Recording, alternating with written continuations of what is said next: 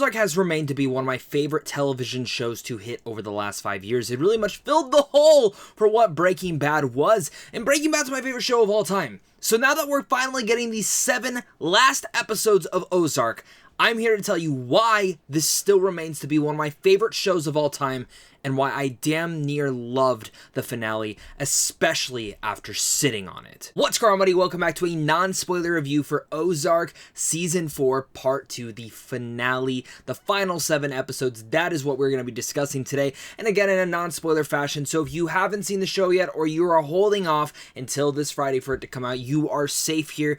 I'm pretty much just going to be here to really much set your expectations for what you can expect in these final 7 episodes, and really much just go off the cuff, because going and starting right off the bat with this, it picks up right after that horrible finale of Wyatt. Well, not a horrible finale. I liked the finale, but that terrible death of Wyatt and Darlene. Well, Darlene I didn't really care about, and Ruth going on that revenge path. Now, something that I will say about these final 7 episodes, and really much overall, is I do feel that in the end of the day, my biggest issue with the final season, Part 1 and Part 2, is it does feel a little bit rushed. I feel Part 1 really much could have been its entire own season, as well as Part 2 could have been its own entire season. 10 episodes each would have really helped for the story here. To really much put you in my mind frame going into this, I was damn near excited for this. This is one of my most anticipated TV series for the year, because Breaking Bad, it filled that hole that Breaking Bad had left open after it had ended,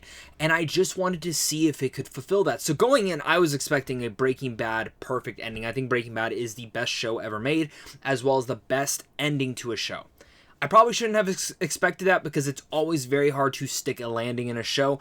But again, on thinking about it, because once I watched the final 7 episodes, I was in. As it kind of started turning to the last 3, I'm like, how in the hell are you going to end this? There's so much going on. You get to the final episode, I'm still curious on how this is going to end. And in the way that it ended, while I did not feel like sad, like I felt satisfied. I was like, that is a very solid ending.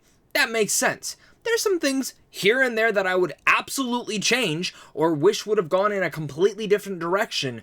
After sitting on it and talking to a couple other critics who had also seen this last 7 episodes, I've come to the point where I love it. I love what they did. It's not the ending I would have wanted, and it definitely, I think, in some ways, really much shouldn't have been there. In a way that is symbolic, and something that Ozark has very much done in being a symbolic show, this show hit that. It hit exactly what it needed to do, and it impressed me overall. And that's where I'm going to be excited again to discuss this entire thing, because my mind frame leaving this last episode was, that was solid. It wasn't exactly what I wanted it, and I don't like some of the choices they made. I still don't like one choice in particular, which again I cannot discuss because that would be a spoiler, but I overall loved and left satisfied in the way that it is symbolic. And I will actually be doing a spoiler review with one of the good channels, Film Stock. Chris is over there. That spoiler review will be going up this weekend, so make sure to look out for that as well. Really much diving in and getting into Ozark's finals last 7 episodes, let's start with the pros. And one of the things I do want to say is that I was really much surprised to see how many of the old elements they actually brought, either with it returning characters or returning storylines that we really thought were wrapped up and concluded. No, there's more to a lot of those, and karma is finally coming for the birds. And I really much appreciated how they were able to dive that back in there and show, yeah, karma is a bit. A full circle is a big thing, because in a lot of shows like this, when we have protagonists like the birds that we are following, there's something that I really much love about this, is that, again, Breaking Bad is about Walter White breaking bad. This show, it's like Marty was bad, but then he brings his family into it, and they each break bad in their own sort of light. In a sense, when you look at his kids, they're becoming mini versions of him and his wife. And I feel like for me, this entire show is about a cycle that never stops. Once you're in, you are in. It doesn't matter if you're trying to evacuate this way or this way, your life will be forever changed, whether psychological or physically. And I really do feel like that this show plays on that, especially bringing back older storylines and some returning characters that I was very satisfied to see. Now, I don't know if these characters are public knowledge, so I will not discuss them, but there's some in here that it damn put a near smile on my face to see them back. And speaking about the cast, once again, the cast here is in incredible. Every single person here easily deserves an Emmy nomination. Once again, going straight to Julia Garner, who plays Ruth in here, my favorite character of the entire show. She is fabulous, she is fantastic, and I love her entire arc in here, especially seeing the revenge path that she is going to be going on, and in a sense, some of the other elements that they actually start to give to her very much a reminiscence of other hero stories who are maybe dealt with a bad card of hands, but how does she deal with that in the end? Two of the characters that I actually thought were quite annoying in the part one actually really made it worthwhile here. Tyler Gardner and Sophia Hubitz, who play Charlotte and Jonah Bird, I actually thought they got a lot more to do in Ozark season 4 part 2, and I was actually very satisfied again to see that cycle continue there. As well, Jason Bateman is absolutely incredible in here, and one of the things that I've always loved about Ozark is how each season, each episode always introduces something new to the playing table. One of the big things in here is actually Marty has to go down to Mexico and enact what is going on down there. He has to kind of run the cartel for just a little bit, and I was quite fascinated with that entire storyline. As well as Wendy Bird is still dealing with some of the psychological tortures that has really much tortured her. Her ending up killing off her brother was one of the biggest things to happen in season 3, and for that to really much still be affecting her, especially when her father comes into town and has to start diving in and looking in and investigating that, because obviously we met the PI in the part 1. That all ties in there as well. Laura Linney, amazing. And for a little bit of the season, I was a little bit annoyed with her character as well. But I do think in the end of the day, there's a couple things within here that actually make it to a point where she's not an annoying character like Skylar was in Breaking Bad. There are certain points in this entire season where I'm like, oh my god, that makes a lot of sense. What she mentions in like episode 2 or episode 1 of this part 2, or I don't remember what it would be called, episode 8, I guess.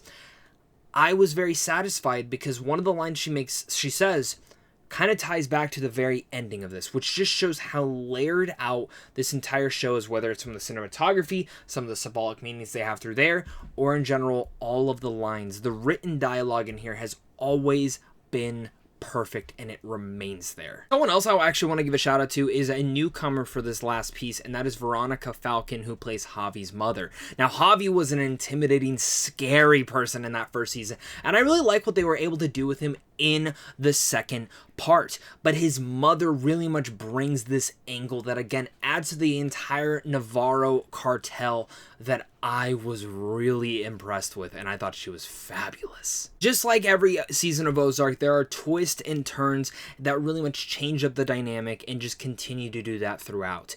Again, Ozark is one of those shows that I was so thoroughly impressed with, and it remains to be my favorite thing that Netflix has created right now. And it honestly, this show, when I look back at it at the end of the day, this is one of my favorite shows that I've ever encountered and watched, and it easily cements itself in the bottom of my top 10. I only really put shows in there that are definitively finished, so there are a ton of shows finishing out this year, Better Call Saul, some other ones that could easily rise into there. But Ozark is fabulous, and it again is the one thing that I love that Netflix has brought to us. And there's a lot of shows that I really like at Netflix, but this is easily my favorite one. Like I mentioned, I love this show, and I really much, after thinking on it, I continue to actually kind of adore and fall more in love with how they ended this show. In a sense, it is a little bit open-ended. And in a sense, there's going to be a lot of discussion between Ozark fans of how did it end? Did it end this way? Was it a different way?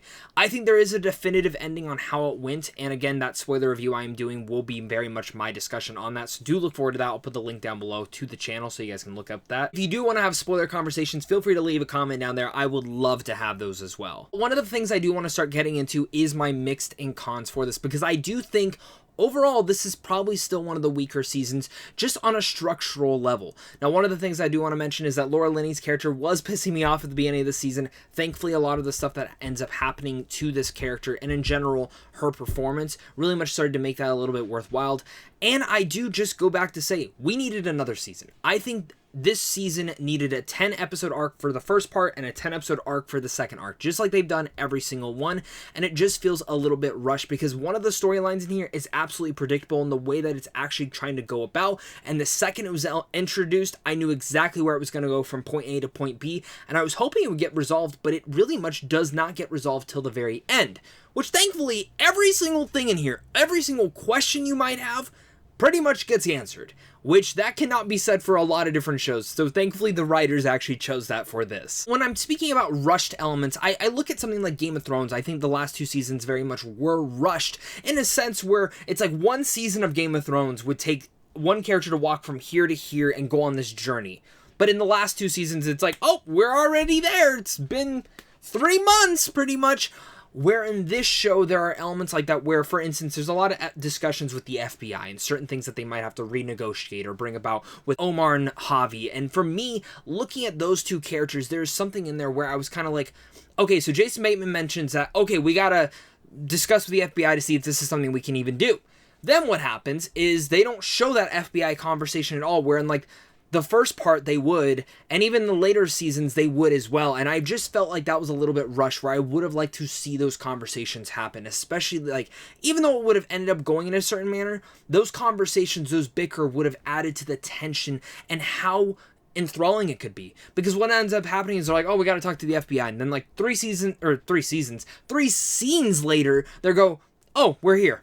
It's like the FBI said this, or they're already doing something and they're like, oh yeah, the FBI said it was fine. Feels a little bit lazy, feels a little bit rushed in there, and I wish we didn't have that feeling. Once again, Ozark Season 4, Part 2, everything makes sense how it ended. For the most part, and everything is wrapped up in a nice bow with an open ending that you can only assume what happened next as it's put right in front of you, but it's going to make a great discussion between people. And it's not like the Sopranos ending where people were kind of pissed at that. I do think this is a better ending for this, and really much in the end of the day, it's impeccable directing. Even if there is one major choice I completely disagree with, as for the story, it fundamentally just feels lucky. I still think this is one of my favorite shows, and maybe with time I'll come to love the ending, which I'm kind of starting to come to right now. I adore it, and it still remains to be one of my favorite shows that I've ever watched. But for now, I think this is a finale that a lot of us fans are going to be able to discuss, and for me, I love Ozark still, even with my issues. Episodes, again, everything feels definitive. I get where they were going. While I think there were certain changes that I was hoping for, I don't think this is one of the best endings to television ever, but I think it is one that it's going to bring a lot of great discussions and a lot of fun ones at that. So with all that said, I'm going to give Ozark Season 4 Part 2 a B+.